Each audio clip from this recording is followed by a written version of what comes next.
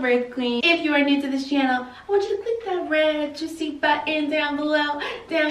It says subscribe. It says subscribe. So for those of you who don't know, when you give birth unassisted, you do have to report and register the birth on your own, which can be a little bit of a different process than what most moms are used to when they give birth with a midwife or at a hospital. So generally when you give birth at a hospital, you will complete the birth certificate there, as well as if you have a midwife, they will report the birth for you, and then you just have to complete the registering of the birth certificate.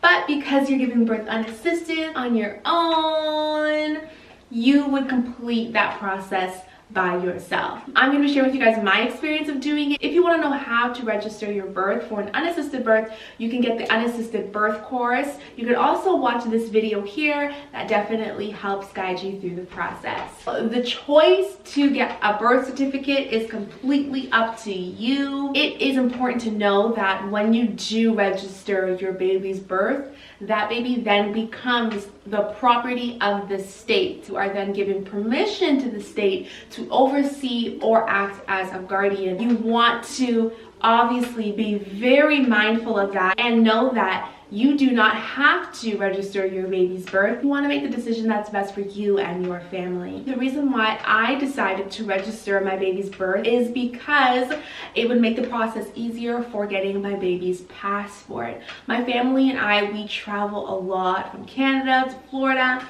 and our plan is to travel the entire world. Having a birth certificate and having a passport makes that process a little bit easier for us. But for you, you want to make sure you make the decision that's best for you and your unassisted birth. If you want to know how to do it, you can get the unassisted birth course at legacybirth.com. What I did was, when I was around 12 weeks pregnant, I made sure that I got proof of pregnancy. You want to have some sort of proof of pregnancy. I notified my midwife from one of my previous births, and I let her know that I was pregnant, and she wrote a letter for me. Her expected due date is March 2022. If you require any additional information, please feel free to contact me at my office. If you go to a doctor's office, you can also do a pregnancy test there and then ask them for a proof of pregnancy letter. Doctors and midwives give these letters all the time, especially for moms who need it for work. So it's a very easy letter to get. It's a smart choice to do it ahead of time during pregnancy. Once I was in Florida, I went to the health department. The reason why I went to the health department is because that is the location where they usually register births. For you, you want to go to wherever they register births, the vital statistics office or whatever in your country they register births. In Florida, you go to the health department. I went to the one that was in my county. I went there and I told them that I would like to report a birth. And they gave me this letter, as well as I got the business card for the head of registry. She let me know to call her once the baby is born so that we can book an appointment to register the birth. So you can use any of those 6 things. 1, investigation of prenatal care. 2, a review of clinical records. 3, a postpartum exam by a CHD nurse or doctor.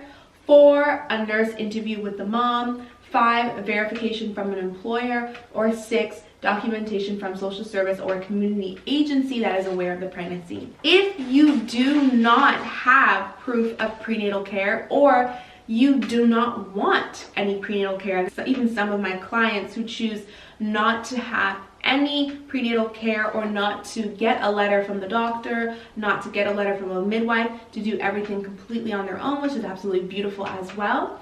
And if you don't have any documentation that proves that you were pregnant, then you would need a statement from a pharmacist. Example, if you were consulted for any prenatal vitamins that was aware of the pregnancy, you can do a statement from a child care person, a statement from the school, the other children that you have that are attending school, or a statement from your neighbors.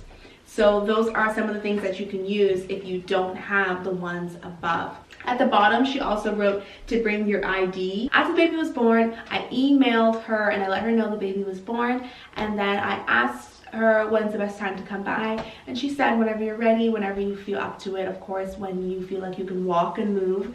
And of course I felt like that around like day 5, so that is when I went. I brought my passport, my proof of letter, my husband of course, and his passport, and that was all the documentation that we need. It was literally 3 pieces of documentation, and she just filled out the form of the baby's information. So what was going to be the baby's name, his weight, when was he born, and our address.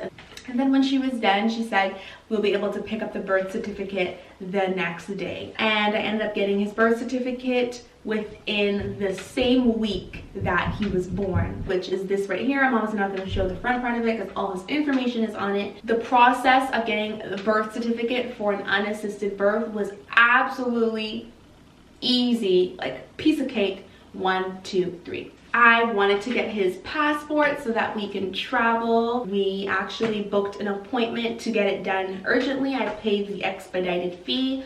We went in, we showed them his birth certificate, we showed them our ID, and then they created his passport, and his passport was done in 3 hours. It was so easy.